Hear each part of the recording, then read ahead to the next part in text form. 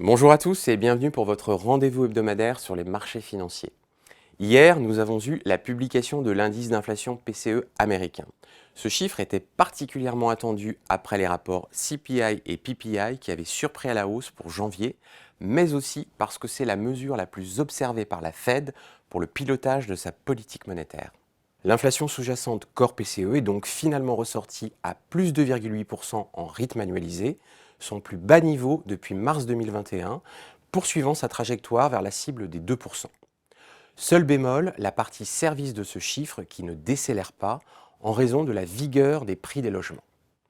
En zone euro, l'inflation poursuit son ralentissement en Allemagne, en France et en Espagne en février, même si les services décélèrent peu. Cette tendance nécessitera d'être confirmée ce vendredi avec la publication de l'inflation préliminaire de février dans l'ensemble de la zone euro. À noter également cette semaine les chiffres de dépenses de consommation et de vente au détail mal orientés globalement de part et d'autre de l'Atlantique. Enfin, aux États-Unis, le revenu des ménages progresse malgré la faiblesse de la hausse des salaires et côté activité, l'indice PMI de Chicago chute à son plus bas niveau depuis juillet et sur des niveaux jamais observés hors récession. En zone euro, l'indice de confiance de la Commission européenne s'ancre sur des niveaux bas et se dégrade encore un peu plus en Allemagne, corroboré par les enquêtes nationales de l'INSEE et de l'Institut GfK. Enfin en Chine, les indices PMI de février publiés ce matin restent assez moroses, illustrant le besoin supplémentaire de mesures de soutien pour encourager la demande domestique.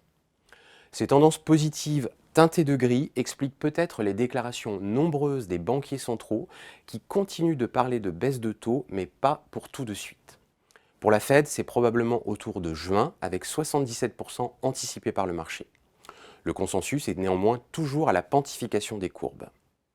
Ce qui nous donne au final des marchés actions qui campent sur leur haut, portés par des résultats d'entreprise au global d'assez bonne facture. Les taux souverains se détendent après les chiffres d'inflation, notamment sur les parties courtes de courbe américaine. Les taux souverains euros ayant plutôt tendance à se tendre légèrement sur la semaine. Nous abordons une dizaine de jours importants avec une batterie de chiffres macroéconomiques et d'événements. L'emploi américain, les primaires américaines, le Super Tuesday, la BCE, Jérôme Powell au Congrès et le budget anglais. Bon week-end à tous et à la semaine prochaine.